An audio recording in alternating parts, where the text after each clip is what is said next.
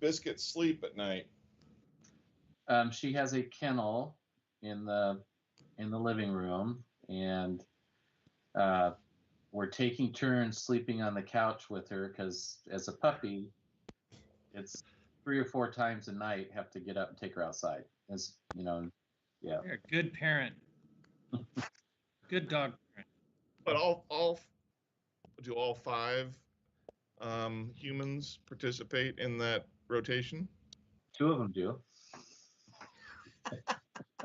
Sharon And yet- probably most. And yet the 2 do not. The 2 didn't get to name the member of the new member of the family. Looks like it's up now.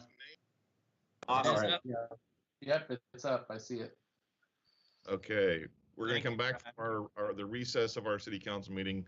We had technical difficulties. We resolved them. Thank you, everybody. Thank you, Brad. Thank you, everyone, for waiting. If you're watching us live, the break will be seamless in the edited version, I'm sure. So back to Resolution 2020-089, adjusting solid waste and recycling collection rates. And we have Chris Bell joining us to help to talk with Joe and us on what he recommends we do with this resolution. Yes. And Pride Disposal is also on the call if we have questions. So we normally do this at this time of year. Usually it's a little earlier. Every year we evaluate rates. We use Chris Bell from Bell & Associates. Back in the early summer, you may recall, he reviews the financial records of Pride Disposal, our one and only franchised hauler, reviews those to determine kind of the rate of return, both for the previous year and looking out for the next year. And based on that analysis, makes a recommendation to council in terms of adjusting rates if needed. For the public, Sherwood is no different than many jurisdictions. We try to have a rate of return, a composite rate for all the different types of business sectors of between 8 to 12%.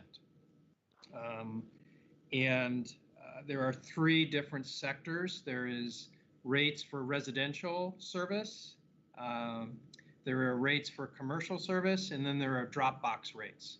And Chris evaluates each of those sectors, looks at the rate of return for each, and then comes up with a composite rate. And then based on the results of that analysis, makes a recommendation on any adjustments. Our solid waste rates usually are adjusted effective January 1st of each year. And there was a slight delay in doing this resolution because, as we had said earlier in the meeting, Metro had proposed tipping fee increases that could have affected rates. Those have now been, we believe, delayed. So this proposal that is in front of you tonight just incorporates the rate increases that are needed to achieve that composite rate. It does not include any potential Metro tipping fee increases. We believe if there are going to be any tipping fee increases, it would be July 1st, 2021. And we could either adjust rates mid-year, or when we do rates next year, adjust the rates. And Chris and Kristen both can answer any questions if council has questions about that aspect of this. So unlike most years, Chris is recommending in the residential sector no rate increase, because we are achieving the rate that we are striving for in that area, and then small increases in the commercial sector, and then a small increase in the drop box sector as well. So that's a quick summary. Chris, am I missing anything from your perspective? No, that's about it. The only unknown right now is, when Metro is going to push through their rate increase. And one of the things that most people don't realize is they were looking at 2 rate increases in 2021, one in January and then another one in July. And so hopefully they'll consolidate both of those increases and do it July 1st, effective July 1st, when they typically do their rate increases. Great. So questions? Joe, the one other thing that the exhibit has changed slightly from what was in the packet, correct? Yes, And- so and Brad, we need to- hopefully you won't jinx teams for public records purposes. You need to put that on the screen.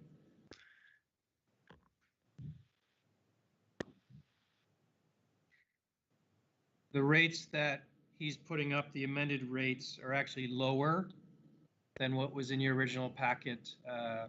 Mr. Anderson from Pride caught that the rates that were in the original packet included the metro tipping fee increase, and so we amended it to take that out.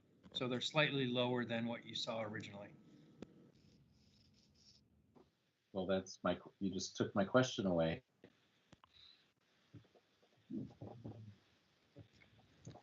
Joe, can I add something to that as well? Sure. I just wanted to mention that in regards to any proposed metro increase that would be happening in July, really the only piece of that that could have an impact on Sherwood would be if they raise the regional system fees or excise taxes, because those are the pieces that we're required to pass through. If they raise any operational increases, that wouldn't impact Sherwood residents because the material for Sherwood comes to our transfer station, Pride Recycling Company. So if you recall, the increase they were proposing in January was a little over $9, and about, I think, $7 of that approximately was to their operational costs. The other $2 and change was to regional system fee. So just for context, you know, we will have no idea until it gets closer to that date what the breakdown of that rate will be, but it will only be passed through based on what the metro fees are increased by. Thank you, Kristen.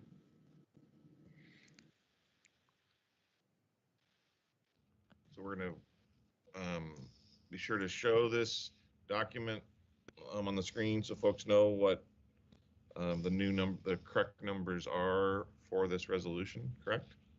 Yeah, Brad put it up there and then it disappeared suddenly. So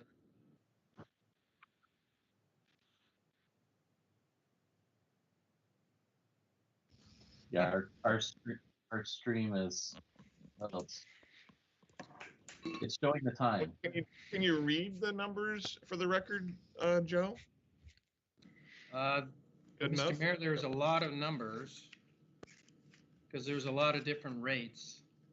So did we change the footer or anything from the exhibit compared to the original exhibit in the packet that you can reference?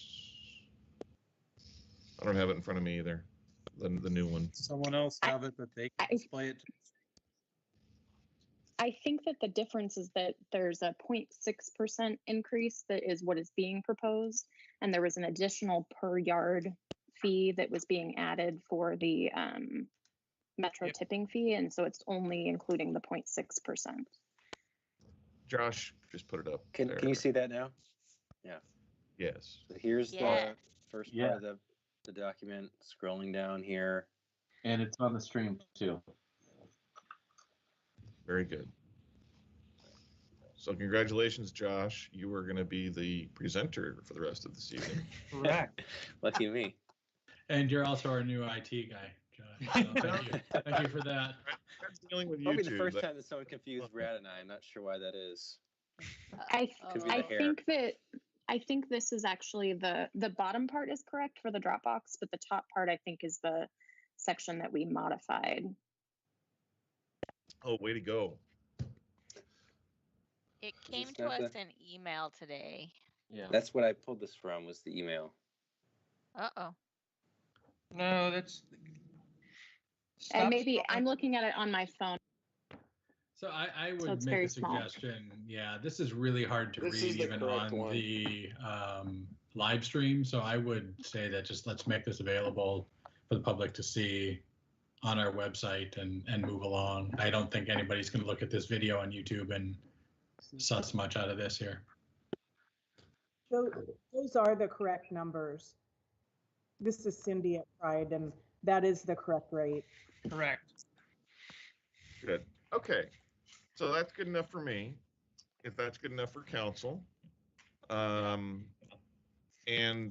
discussion or a motion with the updated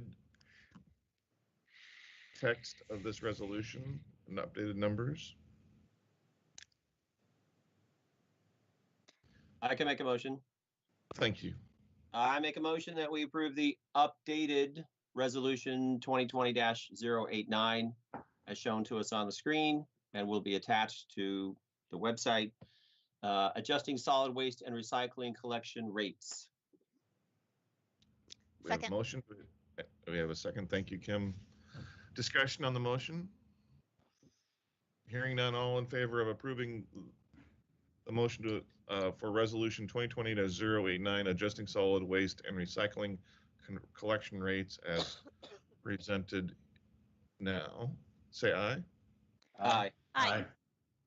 Opposed? Motion carries. Thank you, council. Thank you, Joe. Thank you, Chris. Thanks, Chris. Item C, a public hearing, is ordinance 2020-008, approving annexation of 10.9 acres to the city of Sherwood and 10.5 acres to Clean Water Services within the Tonkin employment area, comprising of one tax lot and the adjacent Southwest Oregon Street and Southwest Tonkin Road right-of-way. So before the presentation, please lead off and say, are we hearing it or are we continuing it? Good evening, Mayor Mays and City Council. Hopefully you can hear me. Yep. Eric Rutledge, Associate Planner with the City of Sherwood. We're going to be continuing this hearing at the applicant's request, to January 5th for a first reading. All right. Is there a motion to do that? I make a motion to continue ordinance 2020-008. Second. Discussion on the motion? All in favor of approving to continue ordinance 2020-008 to the January 5th City Council meeting, say aye. Aye. Aye. Opposed? Thank you, council. So Eric, will we actually have the first reading on the 5th? I certainly hope so. And I don't want to speak for the applicant, but my understanding of where the project is the city has launched the access management plan and is sort of the lead on it. And where the project is right now is there's various property owners along Oregon Street, and they are chatting amongst themselves, discussing amongst themselves. There's different options for where access points can be located and where right-of-way will be located. And so my understanding right now is that the ball is really in the applicant's court in terms of discussing different alternatives with the surrounding property owners. So I don't want to speak for them in terms of how they're actually feeling on moving forward with the annexation, except to say that, an annexation and bringing the property into the city is, for any property owner, I'm sure a big decision. And so I think this owner wants to just make sure and clarify what the requirements could potentially be for the annexation. One thing that I may recommend is just having the applicant, either way, whether they're planning to move forward or not on January 5th, have the applicant come and maybe just speak with you guys and maybe just give an update, because I don't want to speak for the applicant in terms of how they're actually feeling in terms of a continuance, but all of the continuances have been at the applicant's request each time. So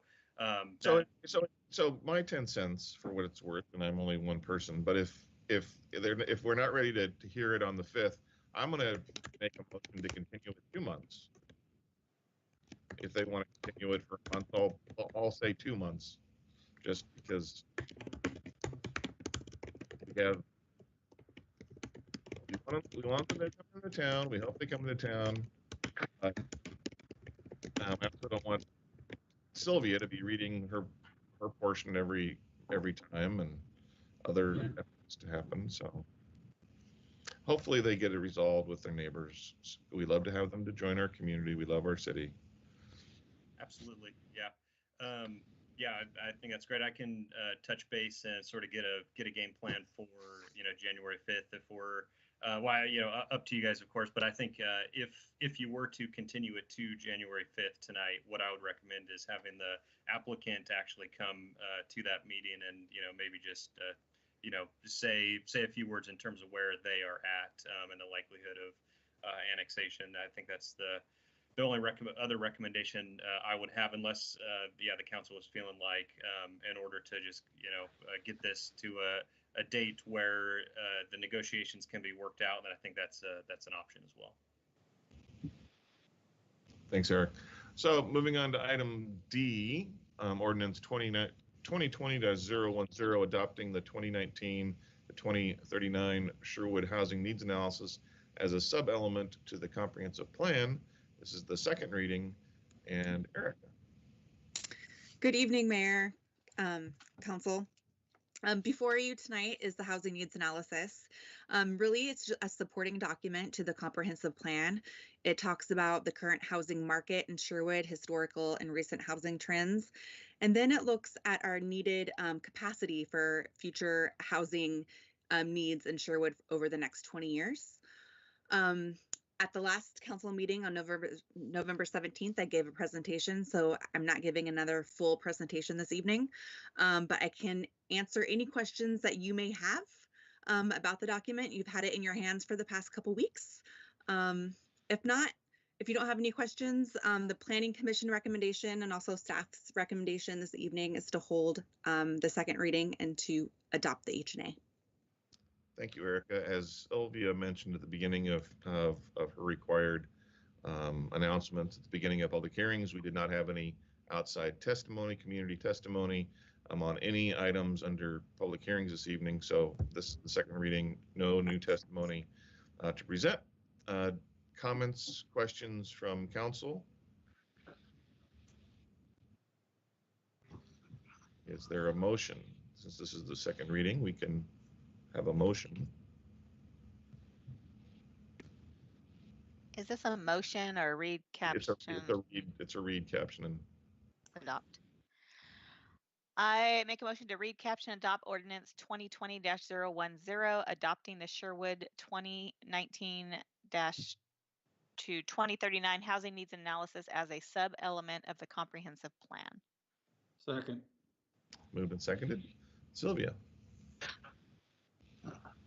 Ordinance 2020-010, adopting the Sherwood 2019 through 2039 housing needs analysis as a sub-element of the comprehensive plan. Councillor Scott, how do you vote? Aye. Councillor Griffin? Aye. Councillor Browse? Aye. Councillor Young? Aye. Councillor Garland? Aye. Council President Rosner? Aye. Mayor Mays? Aye. Thank you. Thank you, Sylvia. Thank you, Erica. Thank you. We have an adopted housing needs analysis. Surprising. So moving on to our last item under public hearings this evening is ordinance 2020-011, amending the Sherwood Municipal Code as approved by the Sherwood electors at the November 2020 election. First reading. Josh. Thank you, Mayor. So this item is really a formality. Earlier in this meeting, as part of the consent agenda, Council approved the canvassing of the election results from the November 3rd, 2020 election. And the city's past practice and just best practice for having a clean record of the changes that were made by the ballot measure 34-299 at that election that was approved by the voters is to pass an ordinance that attached to that ordinance is the legislative changes from that ballot measure. So this ordinance would do that. And because under state law, the changes go into effect on January 1st, which is just a little over 30 days from tonight, our recommendation is to adopt this in a single hearing, which requires unanimous approval in order for it to be effective by that date. Thank you, Josh. Questions for Josh? So, Yep. Given that we don't have to do this, and the changes go into effect whether we do it or not, and it's a formality, as you mentioned, why do we do it? And not questioning it, just curious. Yeah, and really that's for record keeping purposes so that we have every time that a change is made to our city code that we can track that back to an ordinance that made that change, rather than having to intersperse maybe some sort of a note in the record that cross-referenced over to election records. This just gives us a record where we have an ordinance to reference for each change to the code. I kind of like that. Keeps it kind of clean, and we can refer back to our ordinances for everything. Yeah, the challenge otherwise is somebody comes, along 20 years from now and says, why is this code language the way it is? And we don't have, if you look up our code on the city's website right now, the language there's a footer at the bottom of each section that references the ordinance that made that change. And then you can easily cross-reference that to the ordinance files and see, all this information. Without that, there wouldn't be as clean of a record for the public or anyone future on council or city staff to be able to track that. That is an excellent explanation. I appreciate it. Glad I could help. Other questions or comments? So what would happen if we didn't approve this unanimously tonight and it had a second reading? I mean, it all goes into effect regardless, right? It goes into effect regardless. It would simply make for a more confusing record for somebody trying to figure that out in the future. Why it went into effect on January 1st and our ordinance didn't go into effect until January 15th or whatever it was, right? Gotcha.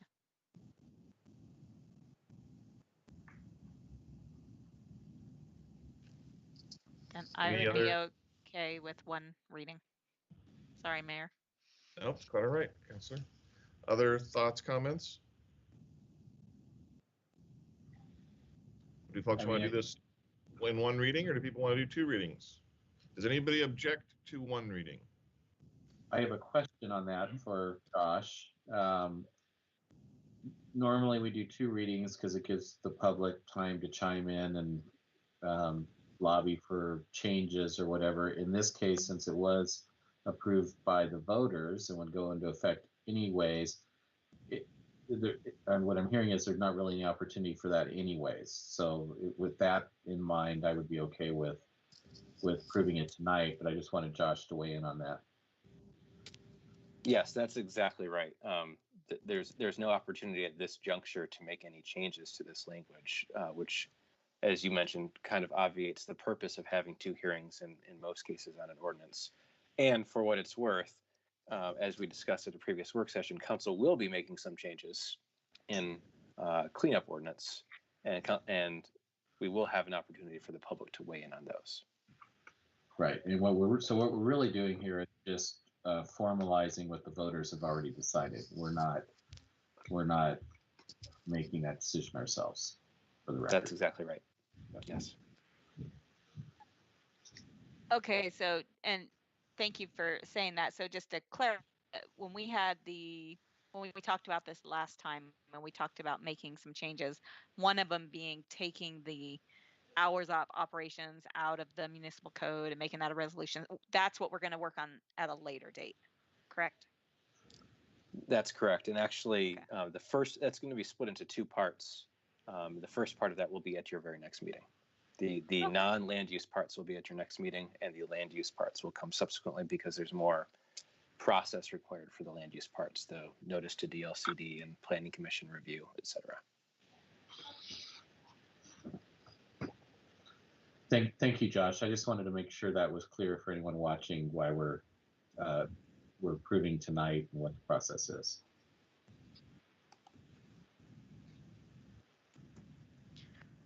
I'll make a motion to read, caption, and adopt ordinance 2020-011, amending the City of Sherwood Municipal Code as approved by city electors at the November 2020 election.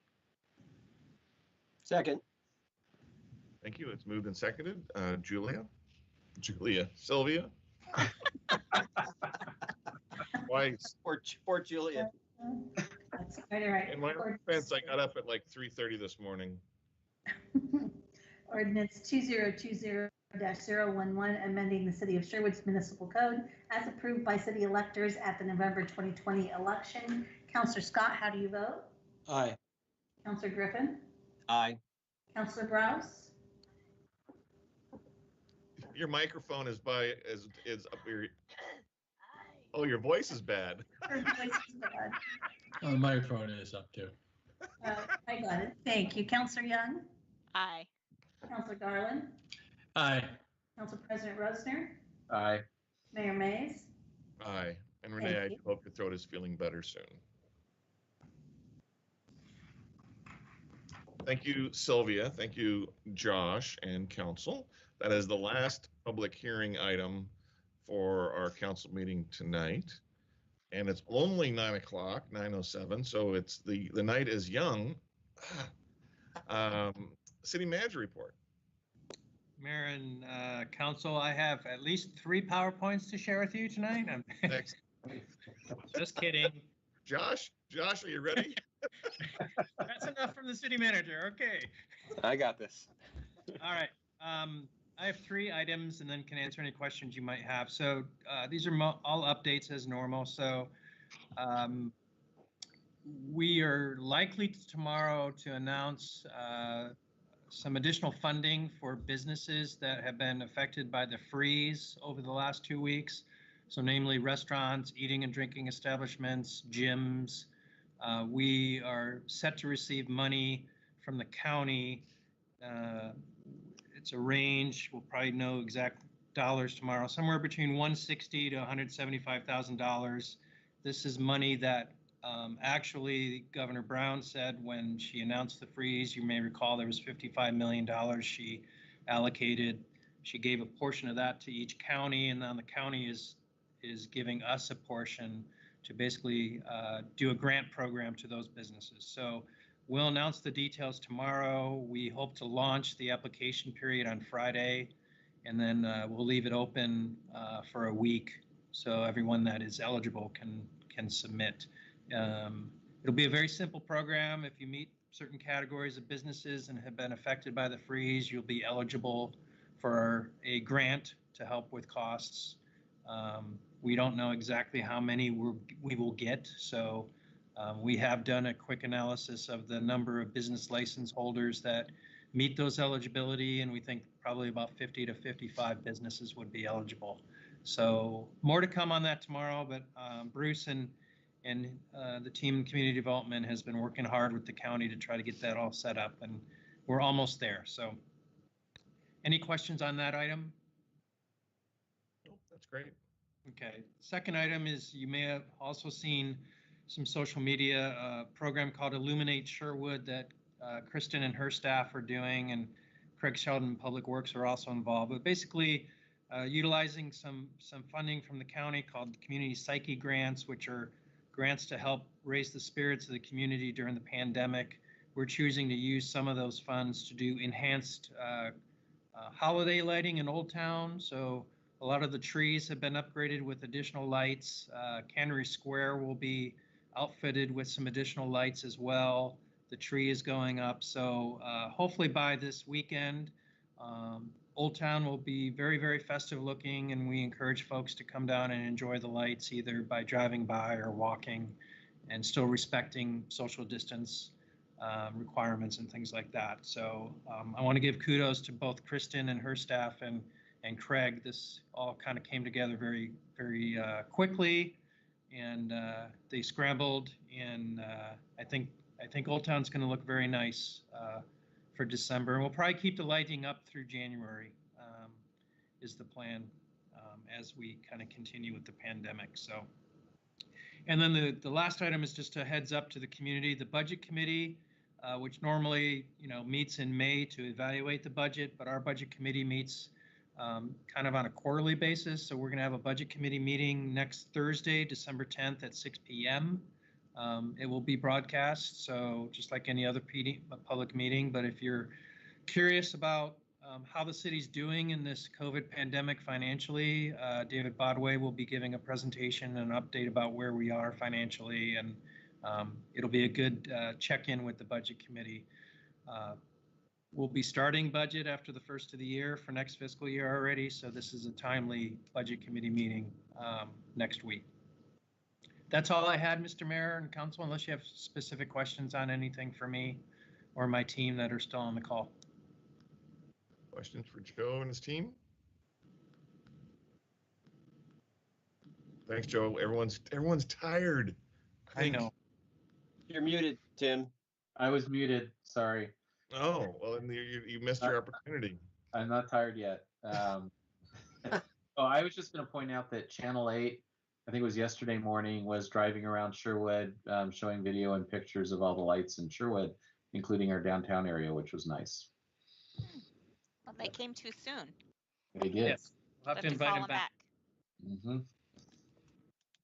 Well, I especially appreciate the staff that put all that work into it. I know it was about, I don't know, 2 months ago, I sat down with one of the local business owners, and he had expressed an interest in wanting to make sure, see what we could do about sprucing up downtown for the holidays, just given the COVID situation, and hopefully continuing to draw people to our downtown area through the holidays.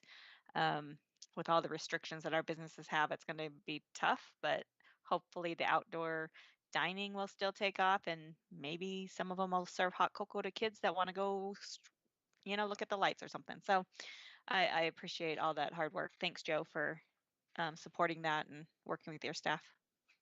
Here, here. Thank you. Yeah. Other questions for Joe? None? Council announcements. Who'd like to make an announcement? I'll start since I was already talking. I don't have much. Most people have probably heard by now that Ryan Buck from the YMCA has resigned and is moving back to Wisconsin, I believe it is, where he took Correct. another position with another Y. And I think that was hard for him, but he's moving back closer to his family and his parents who'd had health challenges over the years. So he has done a great job at RY for the past, I think it's been almost 3 years that he's been here. So he'll really be missed. I think things have really done well the last few years there. But the executive director from the Hoop, his name is Scott, it will be moving over to temporarily fill in until Columbia Willamette decides what they want to do as far as a national search or whatever. So I think till about April 1st, they'll have this fill in. So things should continue to be seamless. From what I understand, he's got the experience as well. So we will miss Ryan, but we wish him best of luck as he moves on. And with that, I think that's all I have tonight. I have a few items. I can go. That's okay. So we had a historical society meeting last week, which was great. They hadn't had some meetings in a while because of COVID and the pandemic, but it was a good spirited meeting. They like to call themselves the Hysterical Society, which I actually find pretty hysterical. But the one item of note that came up in the meeting is that building is having some foundation problems. I already talked to Joe about it, so they're going to have Craig look at it and see what needs to be done over there. But it is a 100-plus-year-old building that was built on a brick foundation, and eventually those wear out. So we might have some work that we need to do to that building. I attended the school board meeting last week as well.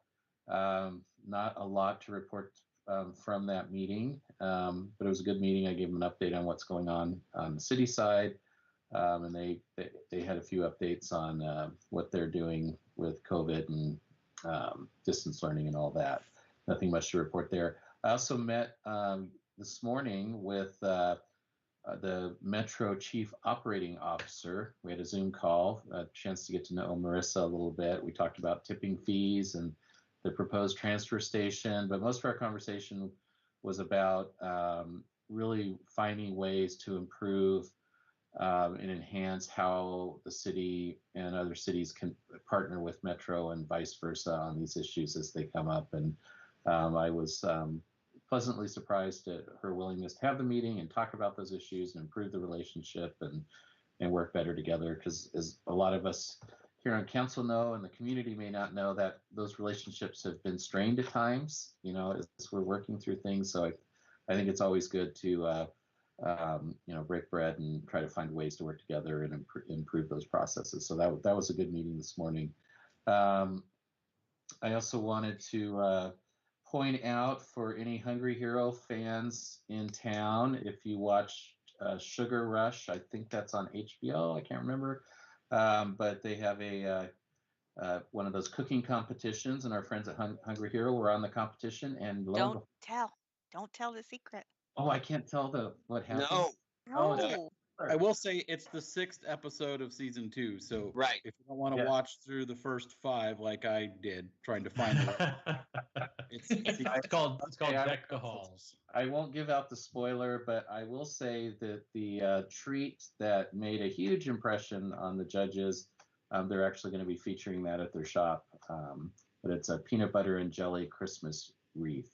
Nice. Believe it or not. So anyway, so just kudos to them and representing Sherwood out in the wild world. And that's on Netflix.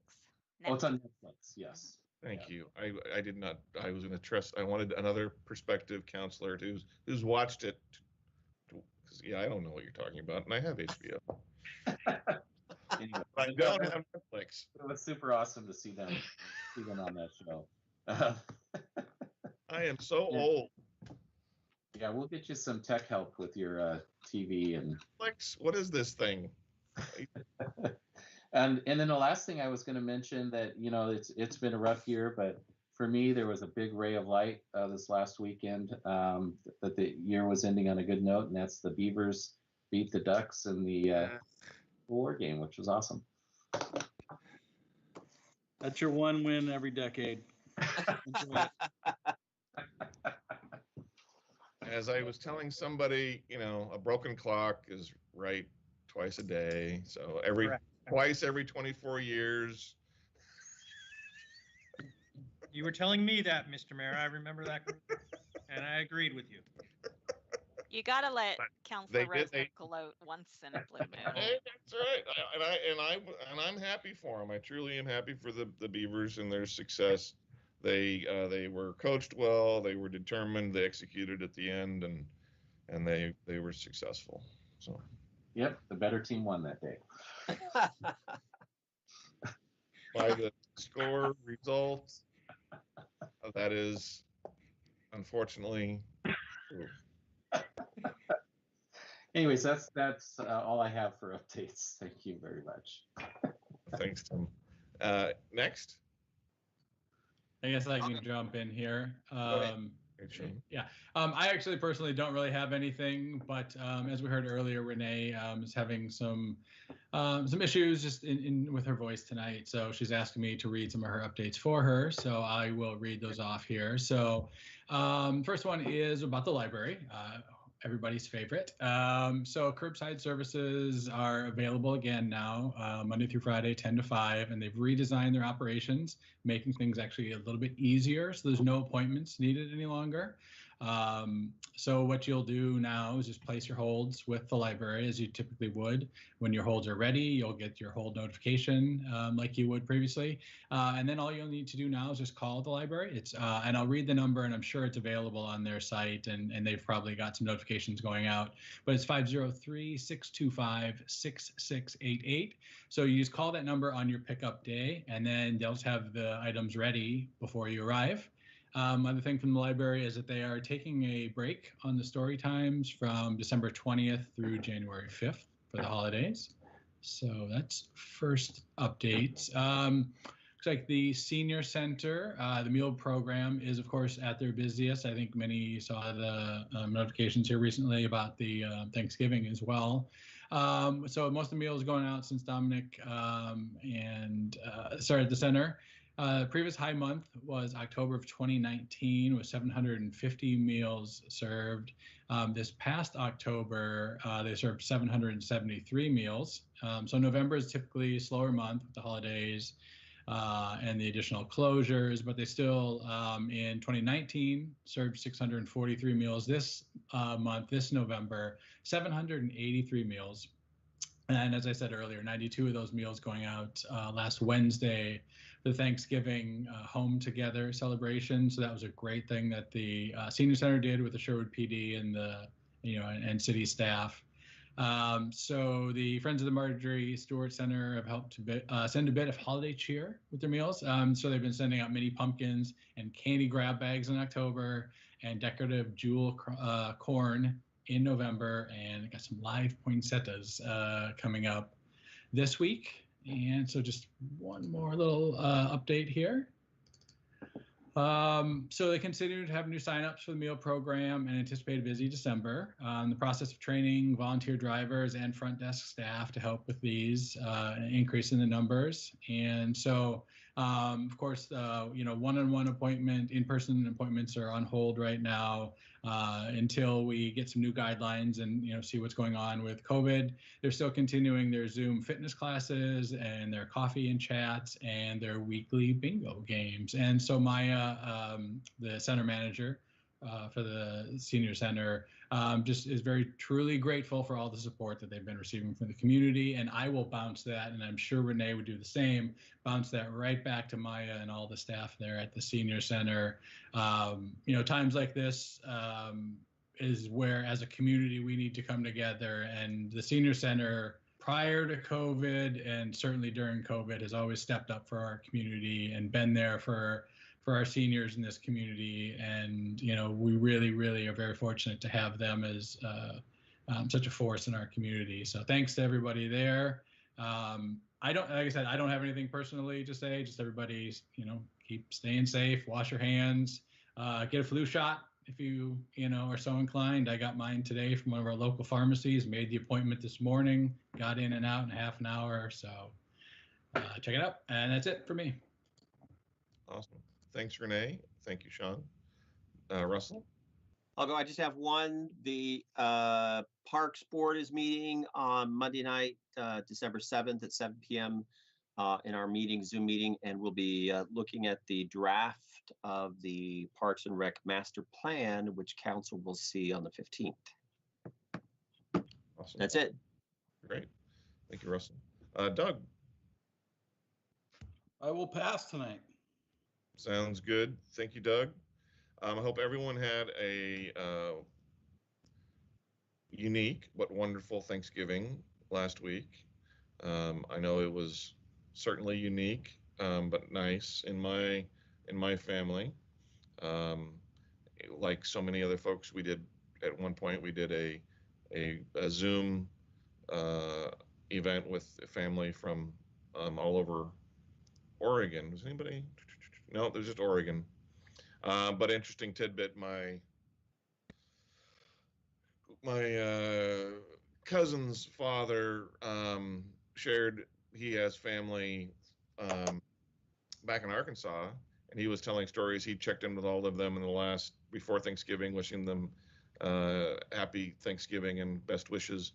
And his siblings, because he's in his 80s, he's got a couple siblings and their kids 100% COVID positive. They're rural Arkansas. The 80-year-olds should all be in a hospital, but they don't have a hospital anywhere near them. And the hospitals that are within like an hour and a half or 2 hour drive, they're all full. So kind of an example of bad things happening with folks or two connections away. So I hope everyone continues to be safe. Numbers are up, as people know, of getting positive tests.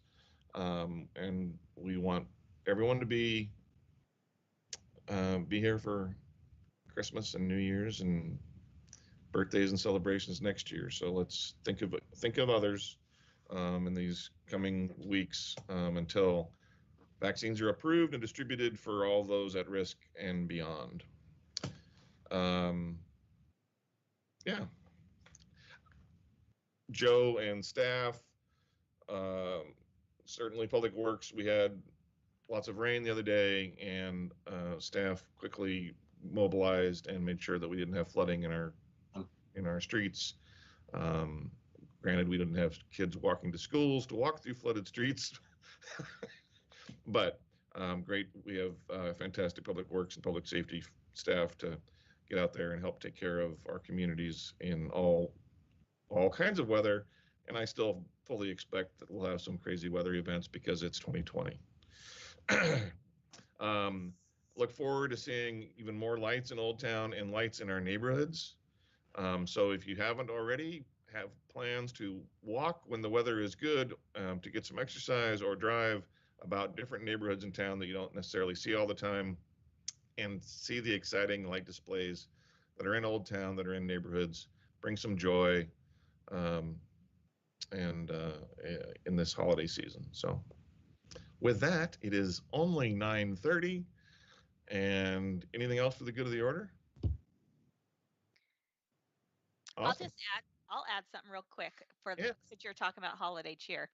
There is a local group of teenagers who have started this group called Bibbidi Bobbidi something or other. And all summer, all through COVID, they've been doing socially distanced or curb porch, where they've come to the house of little ones dressed as princesses or whatever. Well, now they are also doing a Christmas one. So they have a Santa Claus. So they have a page on Facebook that you can go order this up for your kids, and they will do a Zoom thing, or they will do a porch visit distanced. Anyways, I just think that was just very creative of these teenagers to have put this together. If anybody wants more information, send me an email. I can get it to you. But it's really neat to see how people are being creative during this COVID situation that we have, trying to bring a little cheer to the lives of others. One other thing, that I heard the other day is the charter school here. They have their counselor has a therapy dog, kind of like Mila, and they've been going to visit their students on doing porch visits to their students, and I just thought that was really cool as well. Trying to, students doing distance learning from home, it's hard, and I think kudos to them for thinking outside the box. That's all. Awesome. Yes, because it's the holidays, and it is going to be the first time. The 2020 is full of firsts of not that great of stuff, and it'll be the first non-parade, no holiday parade, no big gathering in Old Town, and we're all certainly gonna miss that. But there will be great lights, great cool things. Check it out. Patron the businesses all over town. Get stuff to go. Shop local for your kids. There's great stuff to buy. So, does this mean Russell can't throw candy? Russell is free to throw candy out of the front door of his house at people driving by. I can do that. It's my favorite thing. Hey, Chief's still on the call, just a heads up. So. Yeah, he knows where I live. So.